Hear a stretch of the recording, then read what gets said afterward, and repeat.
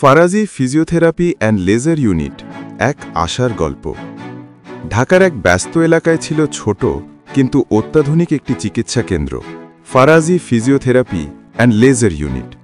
প্রতিদিন সকালে এখানে শুরু হতো নতুন গল্প, দুর্দশা থেকে ফেরার, ব্যথার বিরুদ্ধে লড়াইয়ের, আর আবার স্বাভাবিক জীবনে ফিরে আসার। দৃশ্য ১, রহিমের আগমন। রহিম ৪৫ বছরের এক অফিস কর্মী। হাঁটুর ব্যথায় সে প্রায় চলাফেরা করতে পারত না। ২ মাসের যন্ত্রণা তার জীবনের গতি পুরো থামিয়ে দিয়েছিল। একদিন সে সাহস করে এসে দাঁড়ালো ফারাজি ফিজিওথেরাপি অ্যান্ড লেজার ইউনিটের দরজায়। মন ভরা দুশ্চিন্তা আর একটু আশা। রিসেপশনিস্ট হাসি দিয়ে বলল, স্যার চিন্তা করবেন না, এখানে প্রতিটা সমস্যারই সমাধান আছে। দৃশ্য ২, বিশেষজ্ঞের মূল্যায়ন। ডক্টর রিয়াজ মাহমুদ সুমন। ভিতরে বসেছিলেন ডক্টর রিয়াজ মাহমুদ সুমন। শান্ত স্বর, আত্মবিশ্বাসী হাসি আর অভিজ্ঞতার ছাপ। তিনি রহিমের পুরো অবস্থা দেখে বললেন, আপনার ব্যথা ক্রনিক হয়ে গেছে, কিন্তু নিরাময় সম্ভব।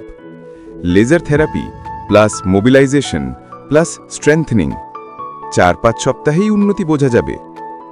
এই একটি বাক্য রহিমের মনে নতুন আশা জাগিয়ে দিল।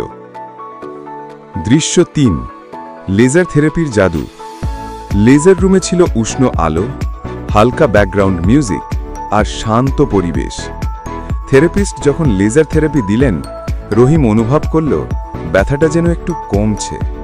থেরাপিস্ট হাসি মুখে বলল, স্যার এটা শুধু শুরু, প্রতিদিনই আরও ভালো লাগবে।